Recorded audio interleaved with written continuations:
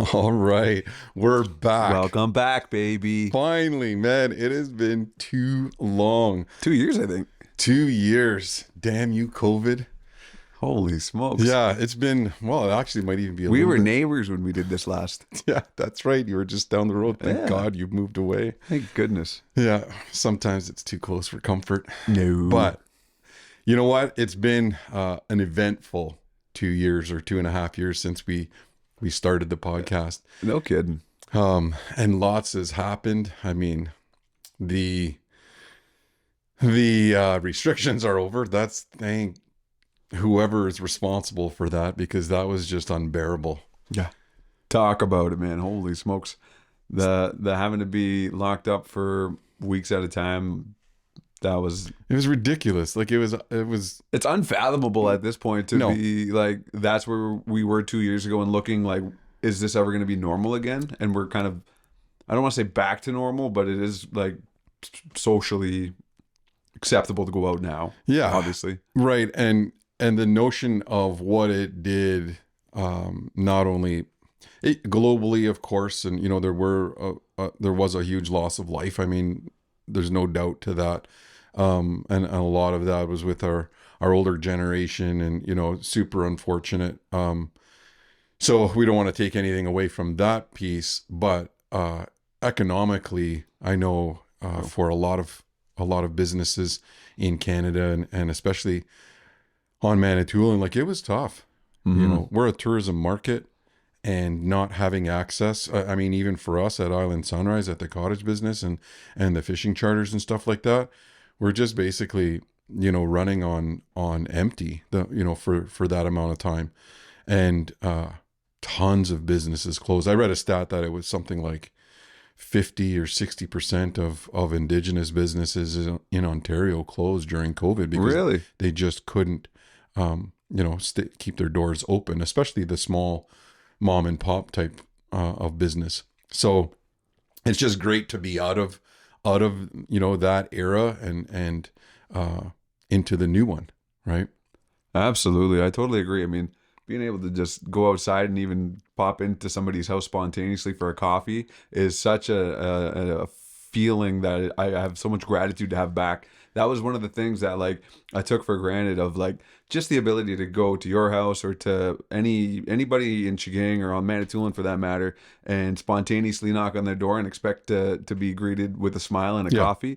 That was taken away for 2 years, and Yeah. to have that back, I think that is one of the smaller, finer things in life that I definitely appreciate now. Yeah, we took a lot of things for granted for sure, but that's behind us. I mean, yeah, there's always the threat of an outbreak or whatnot, but I think we're back to a point of normalcy that we can be sustained, and I think that's a little bit. I don't know if it's the motto, but I mean, when we're talking about moving forward, it's more sustainable. What is a sustainable pace? And we're going to talk a little bit more about that, in the podcast today. But that sustainability, it just feels good to be back at a pace that I think we can sustain. Well, that's an important aspect too, and that's what I'm learning more and more of. The later I get in my 20s is more so sustainability and what that means, especially now, kind of turning the line on to coming on to 30.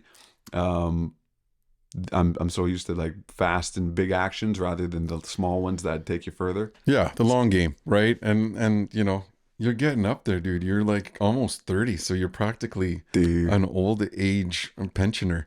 But I mean, I hear you. I get that, and I think in terms of what it did for the television program the last couple of years, we did have to pivot somewhat in terms of what we were able to film, and we had some setbacks. One of our guys passed away during COVID, with Dave, and that it packs a punch for sure, but it also gets you to appreciate those finer details in life, and we were able to film season 6 and season 7 of the show, probably. Like, not to pat ourselves on the back, but season 6 and 7, I think, are our best seasons to date. Yeah. And we're filming season 8 now. but season part of that is because I was finally able to harvest moose with my bow in both season 6 and 7, and so that was a great opportunity for me, and just a milestone that I've been working so hard to try and complete, and that was with the help of like Dennis Gratton at 10 Point Archery, just being able to get the equipment that's going to allow us to do that.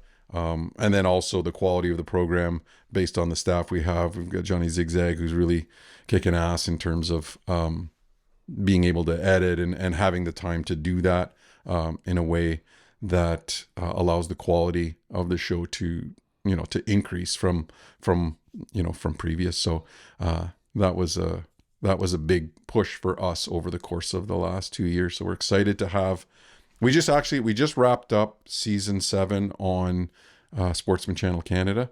So now we're going to load those season 6 and 7 onto our YouTube channel. And Sportsman Channel was also very gracious enough to allow us the opportunity to air some of our best of, which is on the air now in Q1 of 2024. So we picked a bunch of our favorite episodes, and we're just going to re-air those, and hopefully get more eyes on product and get the word out there that we're still doing this and kicking ass. So speak a little bit more about the season 6 and 7 that were filmed through COVID, because you recently, since we did our last podcast, have retired too. I don't know if that frees up a little bit more of your time, or maybe you have more time to do busier or more tasks, but kind of just talk about how the change of season 6 and 7 filming wise differs from the first 5. Well, I mean, yeah, that also played a big factor. I retired. I left education as a principal, of schools. I left in 2017, and we started a number of businesses. One of them was a education consulting business called Learn First, and I still had my feet wet in schools in some regards, and I went back to Manitoulin Secondary School part-time as a VP there at the high school, and 3 days a week. And I just wasn't. I'd been away for so long, for 4 years. I just found that being locked into that time frame was really causing a bottleneck of my time to do all of the other things that I had started. The consulting keeps me busy, but I can pick and choose my contracts. The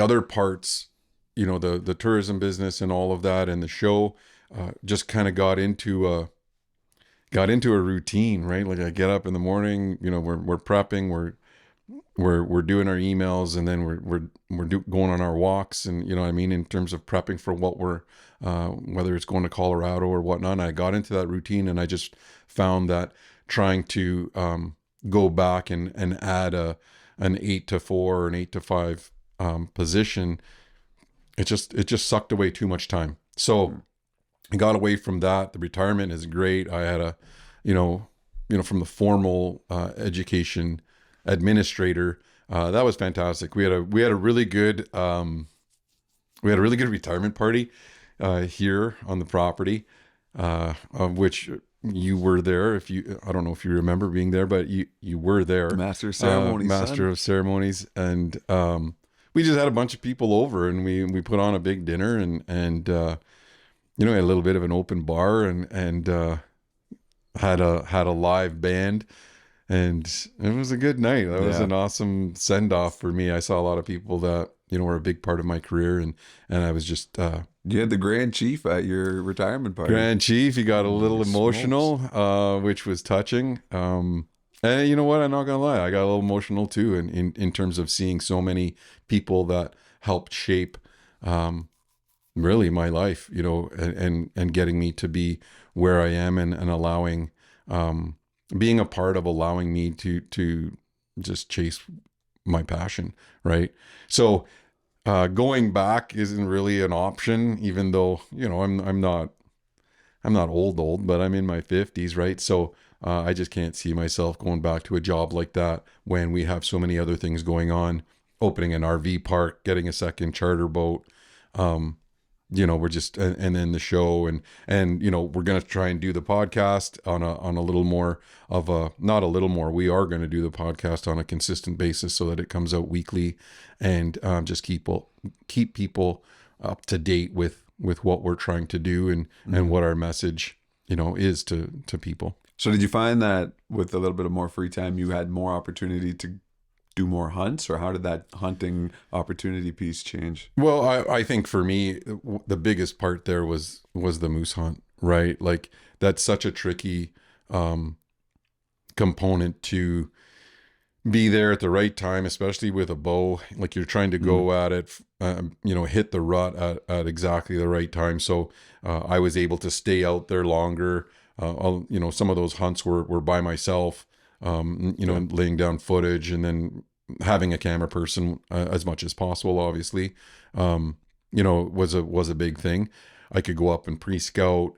The same thing with I finally, I got a second opportunity on Lucky, that great big whitetail, last year in with a muzzle loader. So that takes us into December. And, if I'm working, the year before, that deer was showing up, but I was coaching on those days that it was there, right? I was coaching volleyball, and and at the school on those days, and it just wasn't there.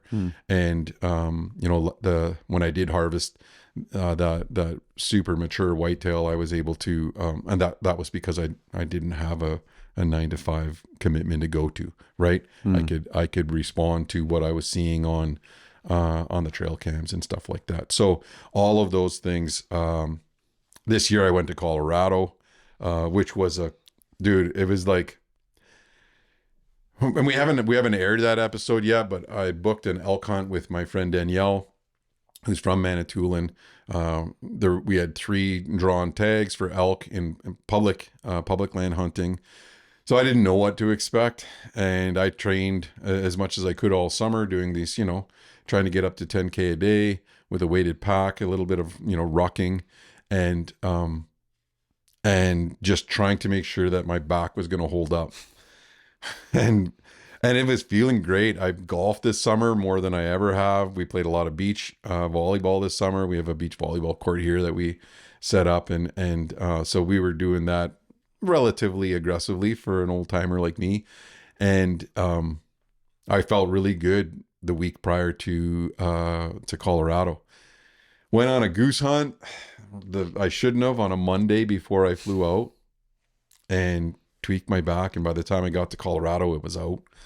Like 9 day, something that should have taken 9 days for me to heal from and get back to normal. I only had 3 days to get better, which were the 2 of those days were pre-scout days, because the season had opened 3 days later. So I ended up missing the first day of the season. I would hold, the hunters down, the party down. So I decided to stay back. They hunted, they got on some elk. They didn't get a shot off. But on day 4 through 9 of my trip, I just gritted it out. And it was because I had worked out and I had a better foundation than, health wise. I was able to grind that out. And CBD, dude, CBD helped. Like I found max CBD, no THC gummies that really helped me center my central nervous system, I think, and just kind of relax me and not really worry about the anxiety of not being able to do what I wanted to do, right? And just allowed my back to kind of settle in, and we pushed it through. I saw some phenomenal, like breathtaking scenery. Saw a bunch of elk. Lots of hunters everywhere we went. Just when you think you're in there ahead of everyone, you see some diehards that are walking out from your spot, and they blew those spots out before we got there. But we're going from 9,000 feet start up to 12,000 feet over the course of the day. it was an eye opener of how I would do it next time for sure. And how would you do it differently next time? Like you said, you're in high altitude, your oxygen levels are lower than what you're used to down here. Not to mention you're just on a constant gradient of latitude walking. What would you do differently? So I think what I would do, I'd get there a week early and get acclimatized, right? So Mm. I would ramp up my pregame, and really make sure I'm at that 10K per day, with a weighted pack, with at least 50 pounds, um, probably a month before I leave. That would have been my big one, because I wasn't getting to 10K to only about a week before I left. So I think that would be a big one. And then once you're there, get acclimatized to that elevation. So go on some hikes into those areas on your pre-scout. Get that scouting in there while you're getting acclimatized, because it just, dude, it's so weird. I was like, hey, I feel like I was in pretty good shape. And then a kilometer in, now my back was out, so that didn't help matters. But a kilometer in, and you go from 95 to like 10.2, and my legs just like, they're just not working. It wasn't like I was winded. It was a different, like I thought I'd be like, you know, but it wasn't that. It was just like my lower extremities are just gassed. And so I think if you acclimatize yourself that week prior, I think those are the two big things that I would do differently next time around. And then the other piece is, and this is a huge one, is that now that I've made some friends down there and some contacts, I would actually do a pack in. I would go in to those hard to get to spots, go in with horses, they drop you off, and then you hunt that area, for that week, and then come out, because it was just, like, it was busy, and I was told that that isn't even the busy season. First rifle down there isn't because it's a tag system. The busier one is the open over counter, where like everyone is out. I think that's season rifle 3. So, I think I would do that and pay a little bit extra to, to get packed in and on horses, and then you're relatively isolated, and it's not as much pressure. Mm. Yeah, but still a phenomenal trip. We didn't end up squeezing the trigger off on any elk, but I did do some long range shooting, which was awesome, because I don't do a whole lot of that. All of our shots are pretty close, especially when I don't use a rifle very often anymore. It's a lot of bow for me. So that was good to get the finger on the trigger in that regard. And then Danielle and Steph, they had some late season muley tags, and they filmed that. So I think that'll round out that episode. They still do it yourself mule deer hunt on public land, and they shot a couple of decent bucks. So yeah, lots of things to get excited for as we start to branch out and flap our wings a little bit on areas that we're not so familiar with, which I think was a big thing. A big takeaway at the end of all of that was to not be intimidated by doing some of those trips. I did a Fort Francis trip during COVID, shot a monster whitetail with my friend Brad Fife from up in that neck of the woods. And it was just, a little bit of a learning curve there in terms of how to prep for some of those out of territory hunts a little bit better. We did some ice fishing way up north in Long Lac, a great trip. We got to go out with Beaudin and his dad. So yeah, we did some pretty exciting things that way. And of course we always do the turkey down south and, that kind of thing. How could I not mention Wesley Bow Guides? That was a big one for you. That was a huge one. That's always my new favorite hunt every year. This will be my 3rd year this past year going out there, I believe. Yeah. I love those boys, man. those guys are such a ride. It's The such a good time. Larry and Rick and the whole crew there, Dell, Tam and Tam, Mila and Mila, Ryan and Shay were there this year. There was a new hunter in camp, Nat. not Goring. So, and like they're just on the bears. Yeah, Like you're just covered in bears all the time. everywhere. And Every I mean, setup. covered. Like, yeah, it's awesome. Close encounters. And like talk about like as soon as we were driving in there, moose popping out and bears crossing the road. Like there's animal action as soon as you get off the main road. Yeah, that was a fantastic trip. I like it always is a fantastic trip. Everyone got footage. Everyone was on point. Um, you know, Tam ended up getting a bear, late in the season. Larry and I went on a crazy, like, I've never been so scared, in terms of, this is like, we're over the edge here of being in control, because you had already harvested your bear, Yeah. right? So yeah, I got my first bear this year With a with a bow, bow.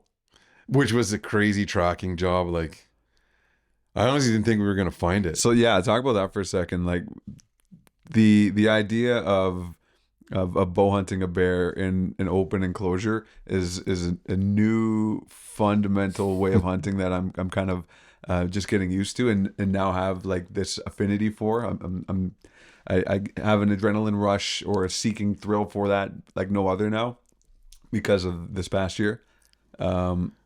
Because again, you are close and personal with these bears, and I'm a fairly new bow hunter. Like I just picked up that bow 2 years ago now, Right. so a year to shoot and get used to it. And yeah, so I mean, I was out with Rick one night and he put us on a bear right off the bat, came to the bait, and he had his traditional bow and he had passed on the bear and gave me the opportunity, humbly. And I shot it. I thought it was a clean, pure shot through the heart. Like I was excited. I was pumped. I was just celebrating as soon as I shot, like just Right. sitting there, like this is it. Smoked him. And you'll see in the footage when it airs that it's a little bit more quartered than I would have liked it to have been, and I didn't realize that till after the fact. And that arrow was just an inch back, more towards its hind end. And so, like you had mentioned, that tracking job was a real ride for me. Yeah. Emotionally. For sure. I mean, and it was, when you look, and that's the thing of, it is hard to judge. It's hard to judge, when you're even, and I haven't shot very many bears either, like under 10 bears, but field judging them and then where their fur is on their body is, you know what I mean, is deceiving to where their vitals are, and their vitals are smaller. So you think you've got lots of room in there, but it's tighter. So, you single lunged that bear, but it caught the small intestine on the way out. So, and it wasn't quartering very much, but it looked like when I saw it, I'm like, that's a dead bear, which it was, but they track differently because, that the fur mats up with blood, right? And because it had been plugged in the small intestine, then that bear, it didn't have to die by septicemia. It still it bled out. It just bled out internally and the blood didn't have anywhere to go, right? Yeah. So when we started tracking, we walked out of there, and then started to track it The next day. Like you were on your hands and knees, drop by drop. Like, it was crazy. I thought, man, we're not going to find it. And the bugs were so bad. Like, Yeah. it was so dry up there this year. We were just getting eaten alive. And, we're basically going on instinct and the last bit of blood and just kind of fanning out and going back. And then we just stumbled across it. By pure luck. Mm-hmm. Well, not pure luck, but it was dedicated. We were, like you said, we were on hands and knees for hours, Yeah. dropping blood every 20 feet kind of thing. And we had Bonsai. It's funny, that dog, she'll let out one bark and then that's it. And then she just starts running back and forth to me and to Larry. And we should have known that she had found the bear. Because she was like, "Why? What took you so?" I told you guys. I already told you guys it was here, right? But it was good. Such a sense of relief when you get that. And you know what? Like I told you, that bear hunt is always, it's always an adrenaline rush, and it's always a humbling experience in Yeah. some way, shape, or form. Um, Larry's hunt was crazy. We went out. I hadn't had Larry on film yet, and Larry's just a he's just a beaut. This guy, he's funny as hell, and he's the older brother. So General. he's The general. the general, and he's always busy. He's always got something to do in camp. And we went out on one of his sets. It's into a log pile, and this 200-pound boar comes in. In comes a little cinnamon, and the cinnamon is pissed off, and he's got his trad bow, and well, you're gonna have to watch it because when you see, we had no more arrows left, right? What was happening was his bow hit the log in front, and and the damn thing, when we only had 3 arrows, and he shot he hit the bear low, like hit the bear in a leg, and it didn't even flinch the bear. The bear just kept on eating. And then the second shot again hit a log, and we only had one more arrow left. And then that little bear starts crawling around us, and it's like the bear is at one point, because we had a backup rifle, and I grabbed that 30-30, and I'm trying to film because we had 4 cameras running, right? Head cams and GoPros and the main camera. And that little bear is like 2 feet off the edge of off the barrel of the gun. And I just felt like that shot in Pulp Fiction when they're robbing the restaurant there, and she's like, "All right, everybody freeze! This is a robbery." That's how I felt, because I was just like, I don't know what to do here, right? But he ended up heart shotting that nice boar, and we got that bear. But man, it was awesome, and he shot it at 6 yards. Unreal footage. And it's 6 yards, not up and down, 6 yards level, Yeah. right? So it turns and looks at us there at one point, and I'm just like, okay, it's on, right? That thing is gonna close that distance. Yeah. In less than a second. Like, it would just jump that distance, Yeah. right? It wouldn't have to run at you. So quite intense, those bear hunts. And we've got a couple of those hunts on our season 8 coming up, so that's exciting. That is exciting, man. And talking about other firsts too, and hunts coming on season 8. I'm hoping my first deer will be on there too. Right. Now, there was a little bit of technical difficulties that night with regards to the camera setup, but I'm hoping that we are able to get something out of that, because I did harvest, and I've been talking a big game. I know I've been talking a big game about harvesting my first deer with my bow, and I'd taken my bow out all fall, and I probably have put in more deer hunts this fall than I have in all Right. my years combined, and just was getting no action.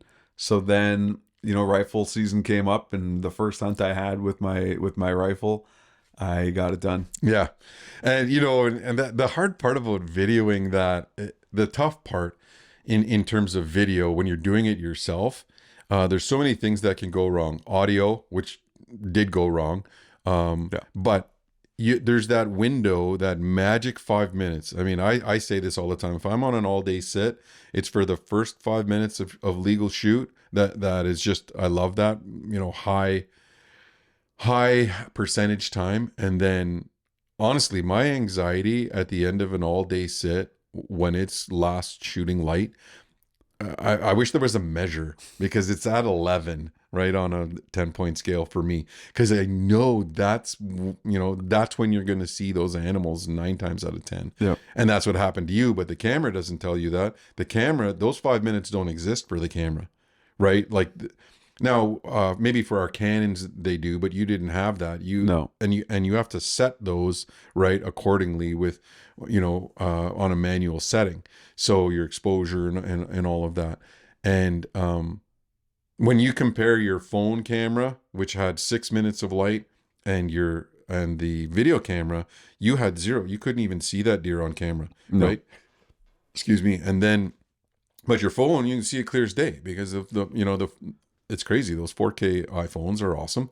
And, you could see that shot happen. So that's good. That was two big things for you this year. Yeah. Two Yeah. big harvests in season 8. Yeah. So that's going to be, I'm looking forward to that. And the way we're going to do it, I mean, so in season 8, we're going to have our 100, we'll be crossing the 100 episode threshold, That's crazy, man. which, when we first started as just uh, an idea, right? And a trial, let's try this for one year, not knowing what the hell we were doing, and to now getting to that 100 episodes on the air during season 8. To me, that's like, okay, what next? Like that's the big part. And I mean, we are on World Fishing Network as well, our fishing series only, but television is television, right? Like, it's a limited audience. You have to subscribe. Sportsman Channel does a great job of advertising, the show and trying to help us out when they can. But it's like, okay, what do we do next?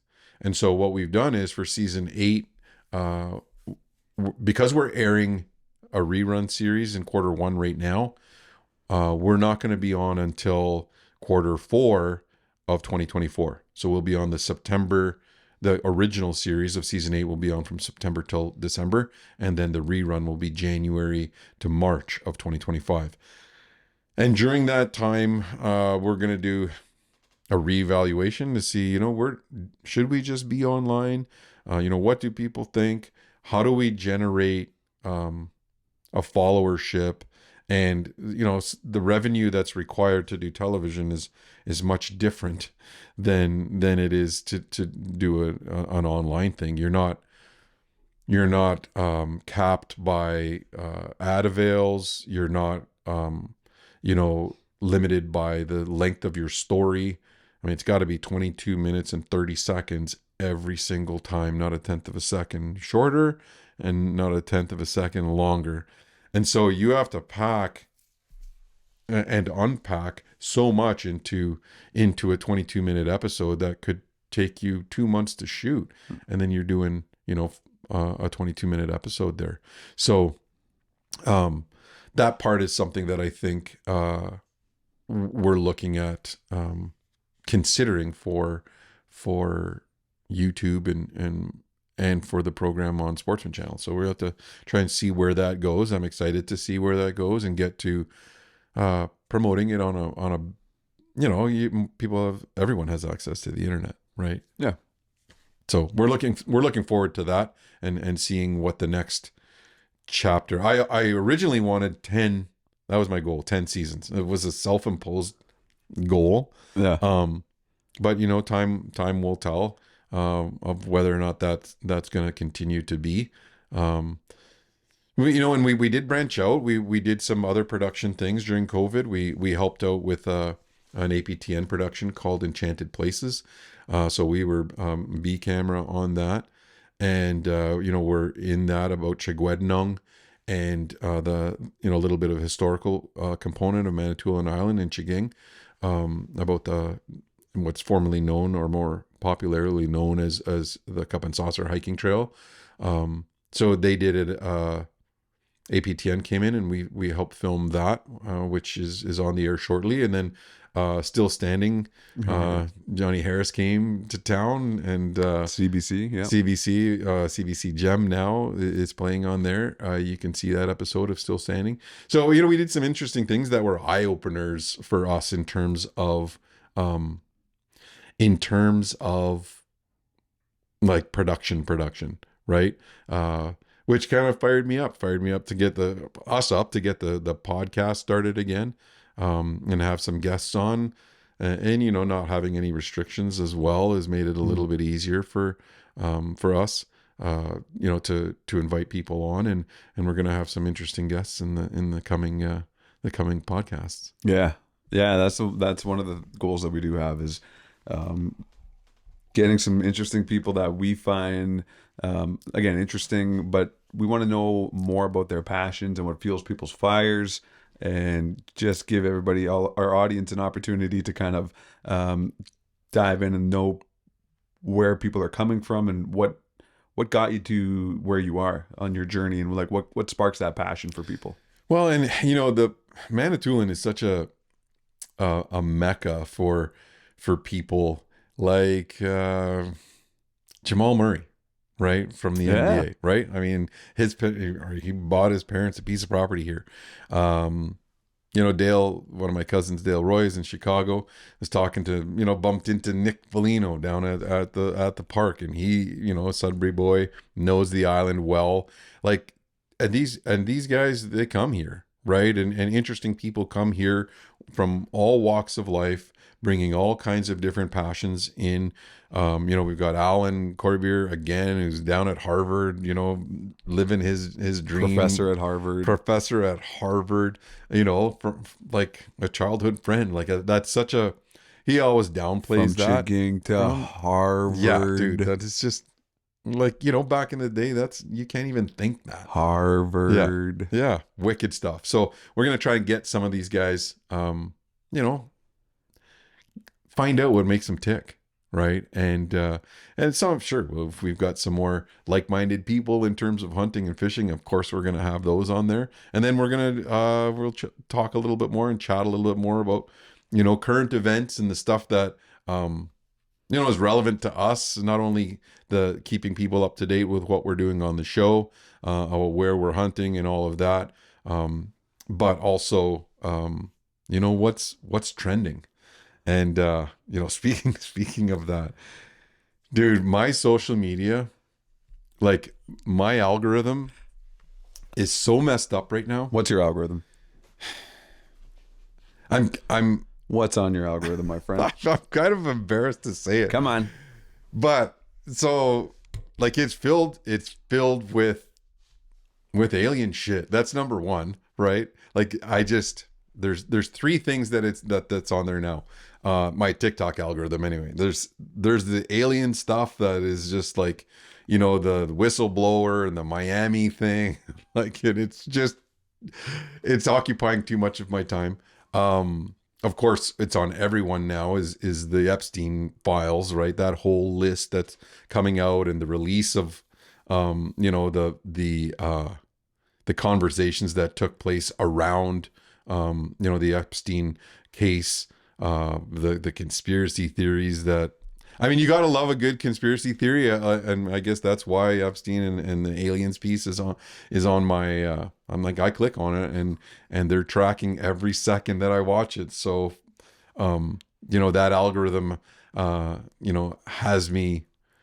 Well, it doesn't help that we send those videos to and from each other every day. So that's just contributing to this rabbit hole we're spiraling into. Because I'm finding I'm getting trapped in the exact same hole in terms of aliens. My feed is aliens, and Epstein as well. The only thing that's different between what I feel you're saying about your algorithm and mine is that I've gone down this super deep rabbit hole of watching New York watch dealers and how they flip these Rolexes every day.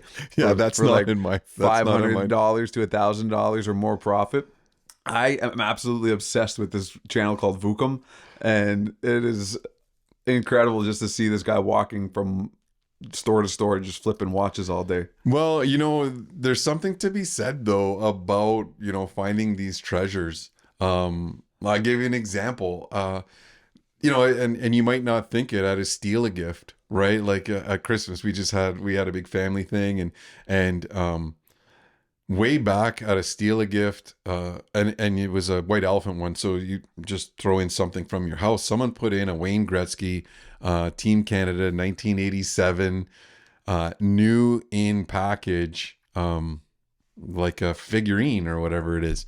And so I thought this year, you know what I'm going to do? I'm going to put that back in the mix. So I got that way back when. If I could ever get it signed by Wayne Gretzky, like those types of things could go from $0 and flip them to, who knows, like $500, $1,000. I don't know. But I mean, I get it. One man's garbage is another man's treasure. So that I definitely see how you can be drawn to that addiction for sure.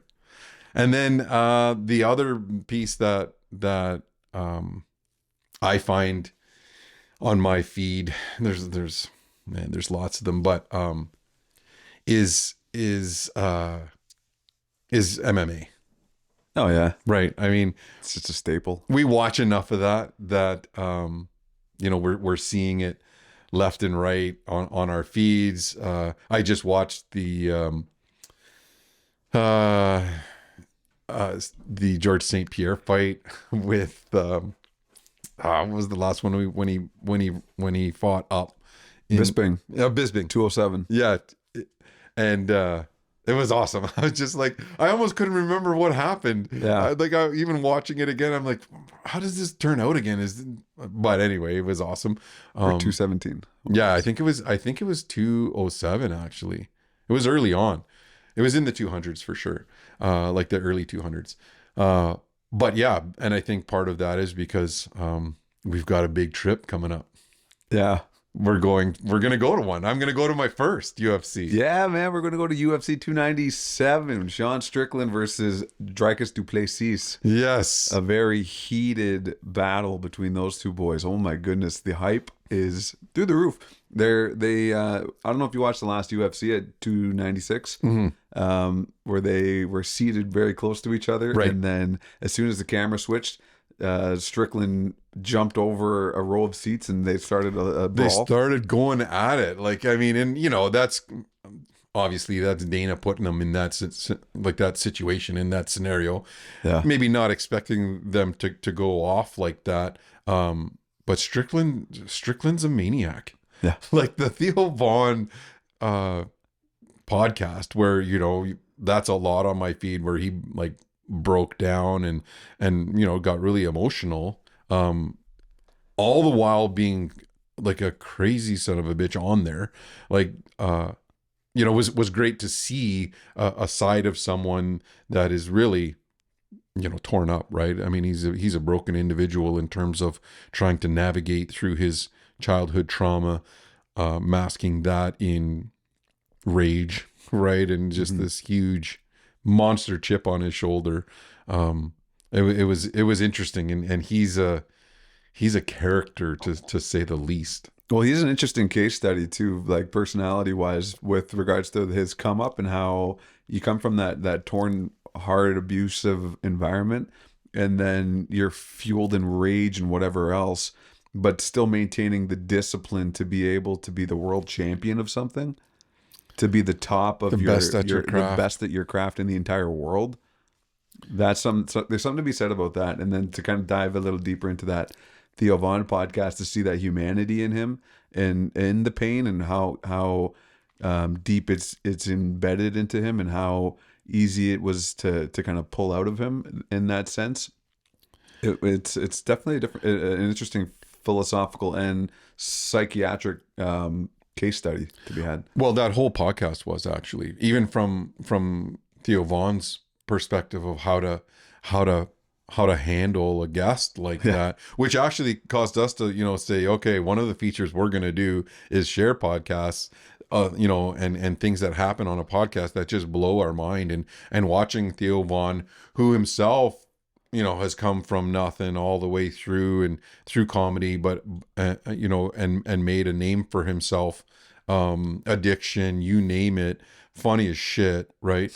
But him trying to grapple with how to control this beast in a closed space and get something out of him, was awesome to see. I mean, you could see him try and pick apart and actually poke a little bit, at him, to try and get him to get to a point where people could see him for what he really is, which is a human being that is dealing with his trauma, like we all are, I guess, in some way, shape, or form, whether it's a minor trauma or major, like these kids have gone through. I definitely have seen it in the education arena. We deal with that kind of thing on a regular basis, on a daily basis, of kids that have gone through trauma and are acting in ways that aren't conducive to learning, and acting in ways that they're using a safe place to vent.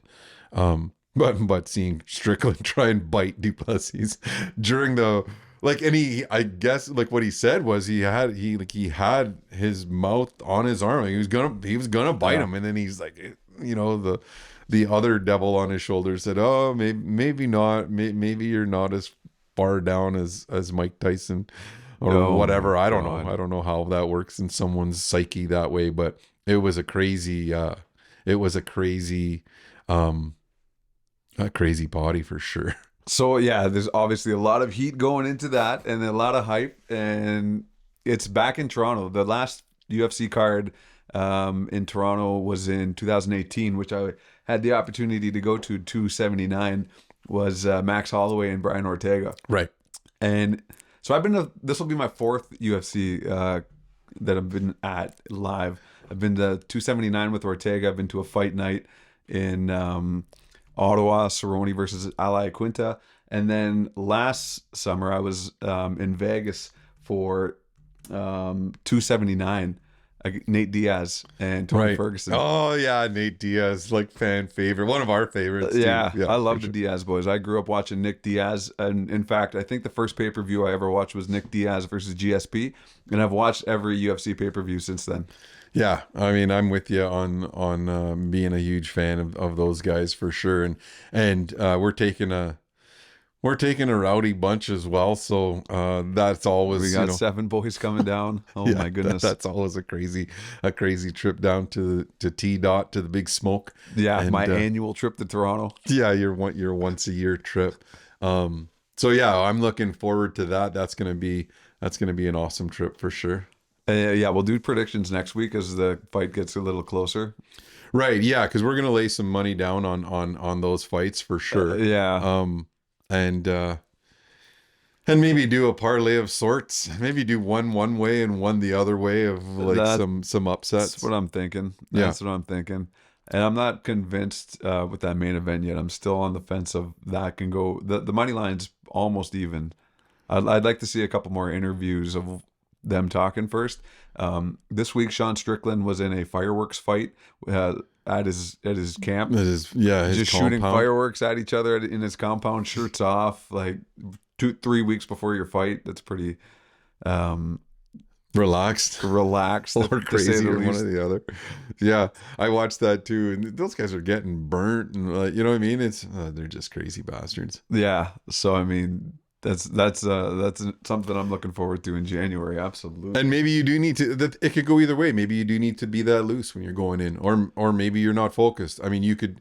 The pundits are going to say either or, Yeah. right? Which is always, you watch. I watch those shows and updates, and Sportsnet is usually on or TSN. I mean, that's what I watch, right? And so that's a big part of my feed.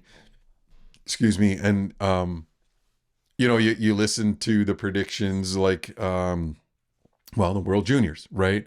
Yeah. That just happened where Canada, didn't even finish in the medals. They weren't even in contention.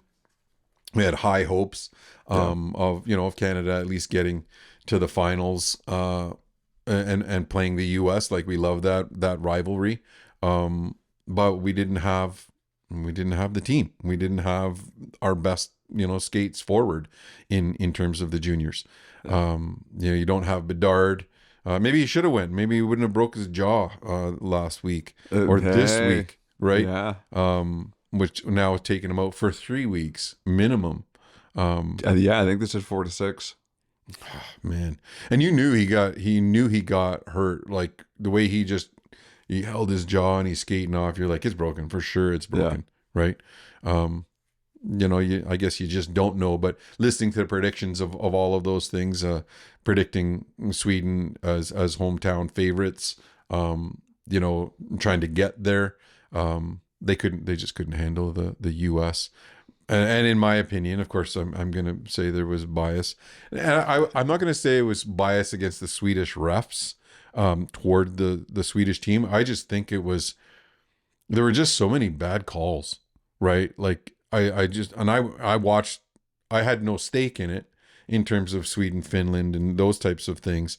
But seeing the types of calls that were made that were really game enders, it just, maybe I'm watching too much NHL, right? Where you don't quite see that as much or as obvious as how I saw it in terms of just bad calls, like spearing call, or you know what I mean, like in overtime. Like you can't win on a Mhm. 4-on-3, on Olympic ice, right? You're not gonna win that game. These kids are too good to not be given that much of an advantage and win, Yeah. right? So anyway, it's those types of things that are, you know, when you're betting on that kind of shit, right? You could lose a lot of money because the pundits are saying one thing, and Canada's are a favorite to get into the medal round, and man, they don't even show.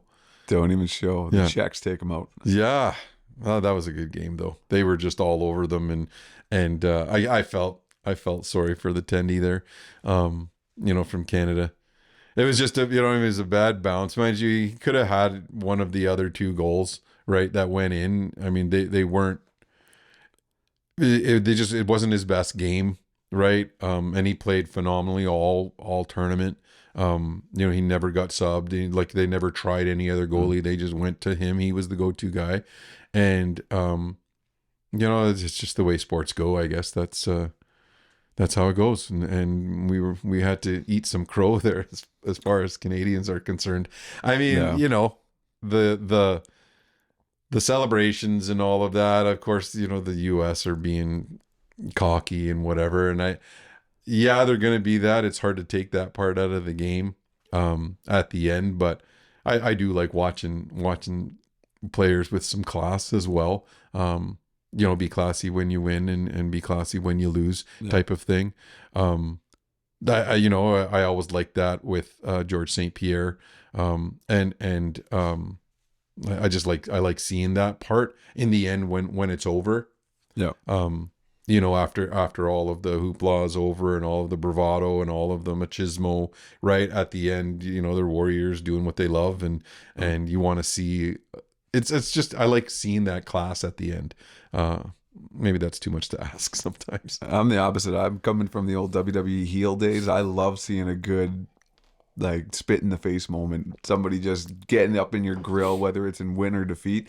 A sore loser is so entertaining, I think. Well, I mean, it's different though. I think. Oh, I agree. Like if you're going there for entertainment purposes, that's different. And the WWE is that's No, it's a anything. show. Hockey, It's a show. UFC fights, anything professional on TV, it's all entertainment, in my opinion. Like anything on TV is there for entertainment. Yeah, it is. It's entertainment, but it's Milk it. not. I hope anyway that it's not rigged. The final outcome is not predetermined, right? No. Is like in professional sports, and I don't know, maybe it is. I mean, it sometimes you think it is in terms of professional sports, like whether it's the NBA or whatnot. But when Canada, wins basketball, wins the NBA, then it's not rigged, right? Like because they don't want Canada to win. Yeah. Like that shouldn't happen, right? Yeah. We won because of Kawhi. But rub right? it in. But you know what I mean? And I like the class bit part when they walk away, because I played enough sports and and been on the losing end of things, and being And a it sore hurts. loser just And it sucks. hurts. Yeah, but you learn more. Rub that dirt in. Yeah. Come on, get me emotionally invested as a fan or as a person that hates your team. I need to. The more I am triggered or elated, the more I'm likely I am to tune into the next one. If I see someone like, like Gudis, right? Like when he's yelling in front of the goalie when they score that goal, in overtime or whenever it was, and he's screaming right in someone's face. Like I'm just like I think to me that it's in poor taste. I'm just like, you know what? You scored, right? You're both there. You got the goal, right? You win, and to rub it in someone's face like that, makes you dislike a person right at their core. And I mean, Exactly. it's just I don't like hating on people. And then you hate Gudis, and then more people pay to watch Gudis get beat up in a fight where there's more of that elation of the bad guys getting what he deserves. Yeah, From a Yeah. business perspective, it No, is. from a business, I mean, it sells, right? I mean, that's why they're still fighting That's in the where I'm U.S. coming from. That's why we watch fighting. That's why we watch, I do like seeing a good fight in hockey, but I also, I like seeing guys shake hands at the end of the battle, whether it's, for the most part, when you watch the NHL at the end, when it's all over and you see those teams like are battling to the death, right, for the cup. And then at the end, those guys are like, man, congratulations, you did it, right? You Yeah. don't see a big brawl at the end where they're where they have a line brawl in the Stanley Cup They need final, more little right? NHL brawls in the NHL. Yeah. No, I don't think so. I disagree. Like completely. Line brawl. Well, and to that extent, they've taken that out of hockey now at the minor leagues, right? They've taken out the handshake.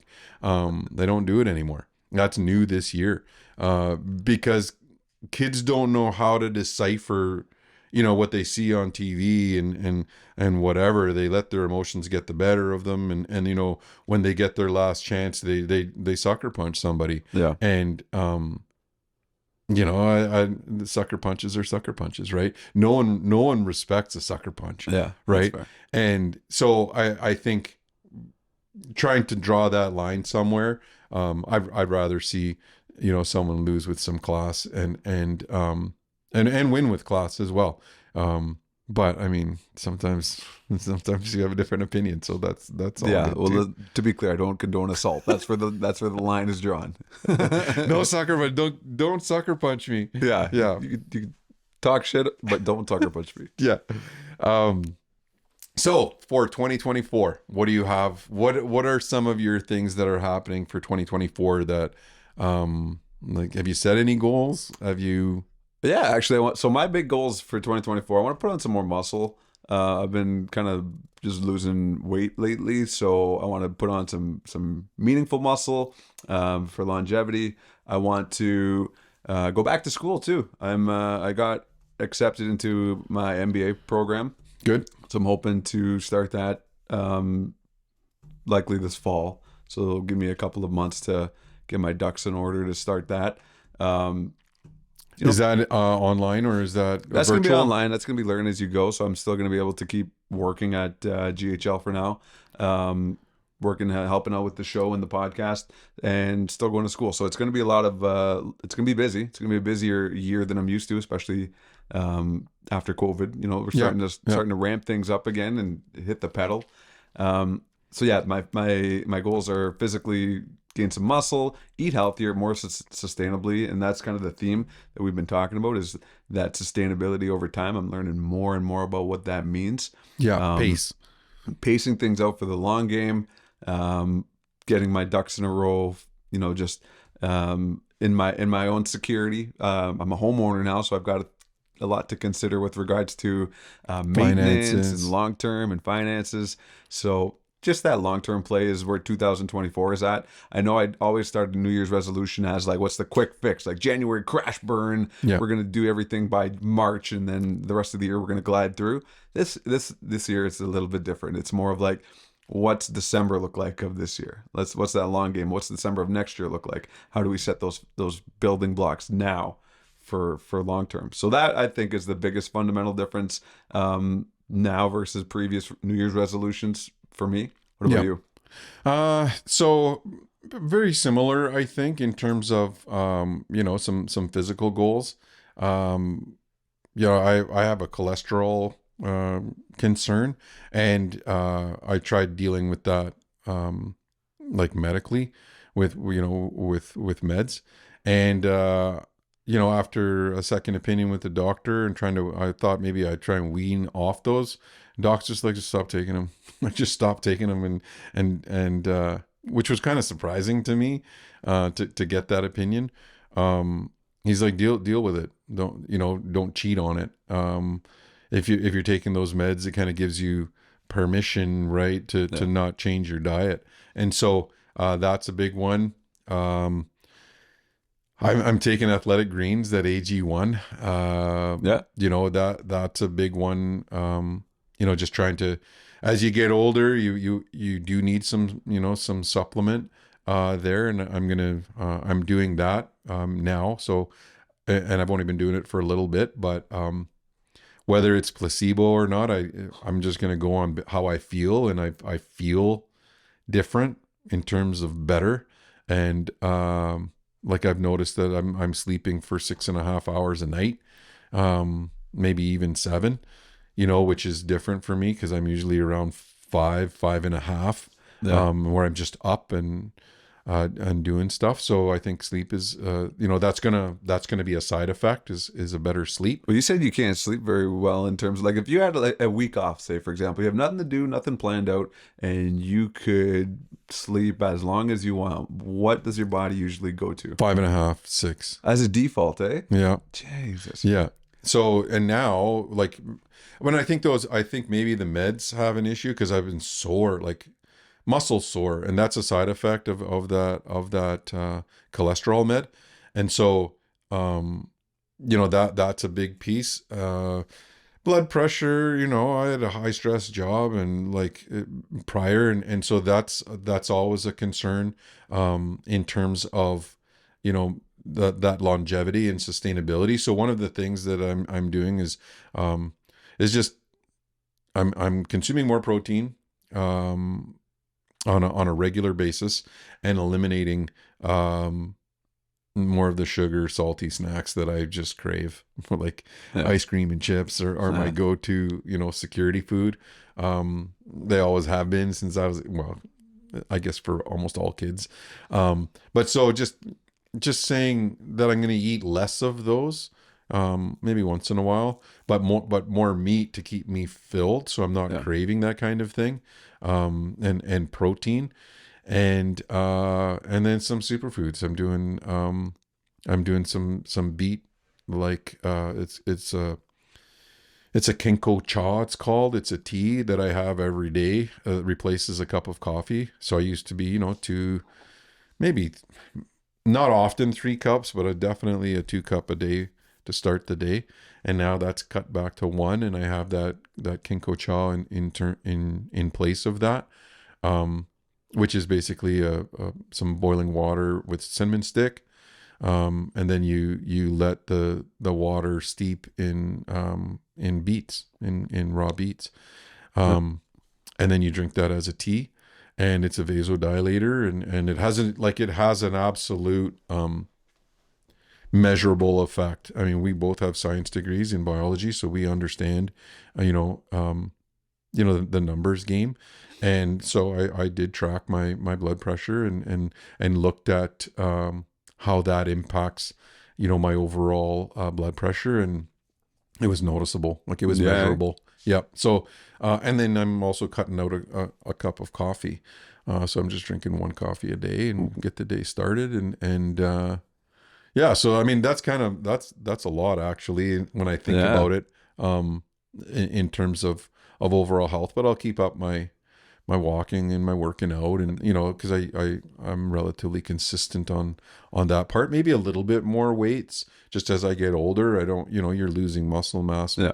a little bit more, so I want to make sure that that's consistent for some of those hunts, and drawing back 70 and 80 pound bows, Yeah. making sure that that's that I'm able to hold for longer periods of time when I need to.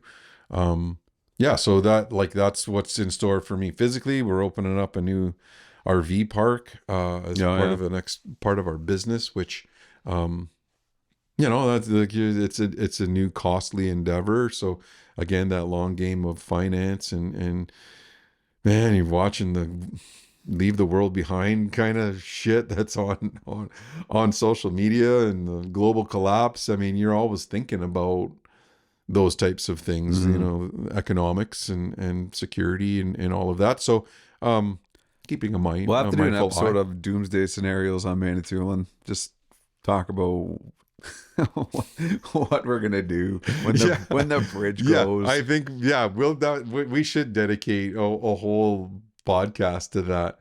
Maybe get someone on that is a survivalist of sorts, Expert. and what to eat. I mean, I'd rather be rural than in the city. I know that much. In terms of doomsday scenarios. Yeah. What kind of local like flora and fauna do we have, and how Yeah. sustainable is it? And then with 14,000 people, how long could we? How long could that last? Yeah, it's Yeah. like a game of Fortnite. How long can we get to victory Yeah. royale there at the end there to get to the last squad? The last I man hope we don't get standing. there. Knock on wood. Yeah.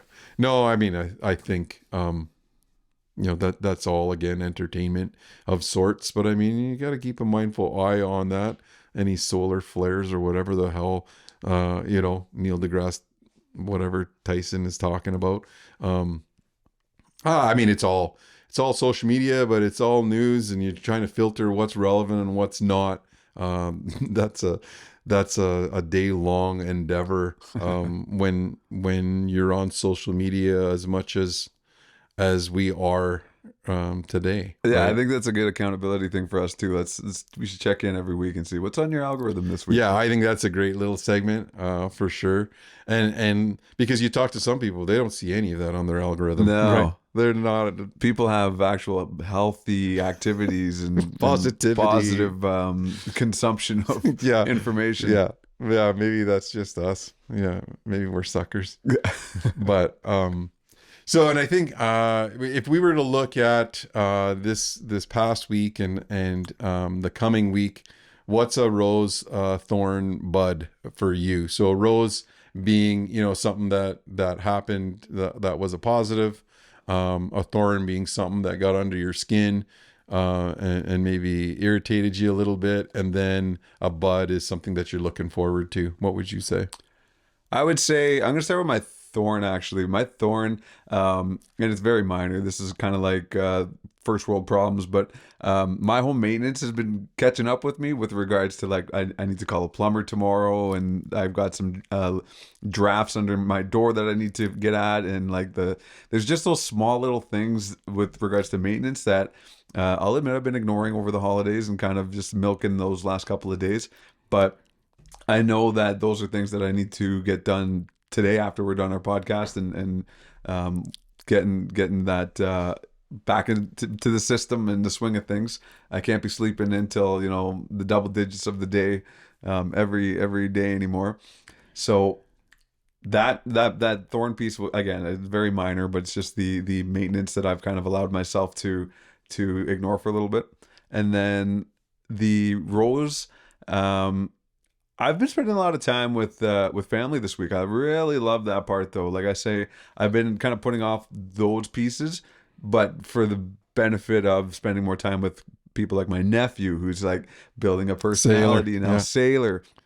Yeah, he's a year and a half, and he's walking around. He's got a personality. He knows how to make you laugh. He knows how to make you, evoke different emotions now. He's not talking as much, very like he's got a couple words in his vocabulary, but he's very fun to be around. And so I'm trying to whether it's in person or we'll FaceTime every day or every other day, just to kind of keep the familiarity, especially he's a COVID baby, right? So he didn't have a whole lot of initial interaction with kids or with people. So yeah, I would say my rose is family. My thorn is my negligence and maintenance. And then what I'm looking forward to in this coming week is just return to normalcy, return to work, a return to routine, a return to a more focused engagement with